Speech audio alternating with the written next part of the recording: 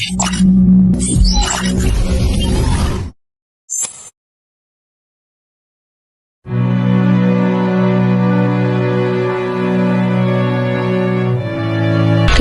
di daratan adalah sebuah anugerah.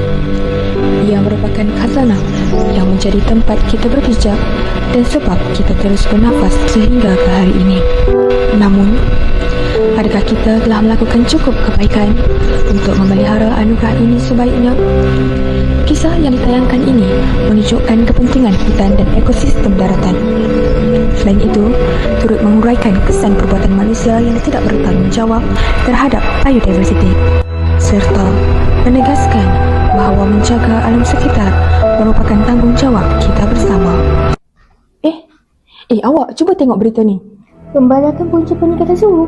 Patutlah sekarang rasa macam makin panas. Bukan setakat rasa panas je, banyak lagi benda lain yang terjejas. Haiwan, tumbuh-tumbuhan.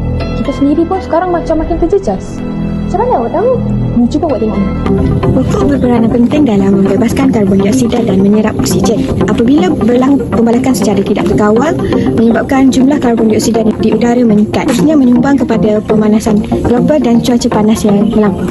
Penebangan hutan menyebabkan habitat sumber jadi haiwan musnah. Hutan merupakan kawasan tempat tinggal, tempat berlindung dan juga kawasan pembiakan bagi banyak spesies haiwan. Apabila hutan ditebang, haiwan-haiwan akan kehilangan tempat tinggal dan terpaksa berpindah ke kawasan tempat tinggal manusia.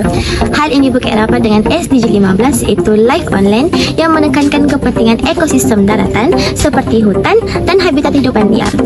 Pembalakan secara tidak terkawal menyebabkan kepupusan spesies, kehilangan habitat liar dan ketidakseimbangan ekosistem berlaku. Akibat daripada perbuatan manusia yang tidak bertanggungjawab seperti membuang tanpa merata-rata menyebabkan tanah menjadi tercemar. Kesannya, tanah menjadi racun kepada tumbuh-tumbuhan kerana pembuangan sampah seperti plastik yang sukar untuk dilupuskan menjejaskan kualiti tanah. Majoriti pelajar bersetuju bahawa tanah boleh terjejas jika tidak dijaga.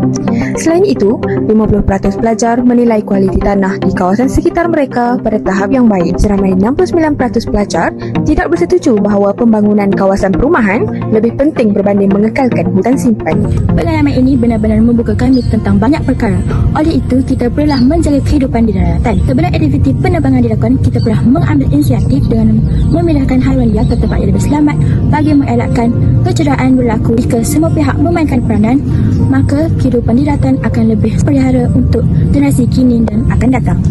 Sekarang awak dah tahu kan? Sampai macam tu sekali episodnya. Betul lah, semua pihak kena mainkan peranan masing-masing dalam melindungi kehidupan atas tanah ni.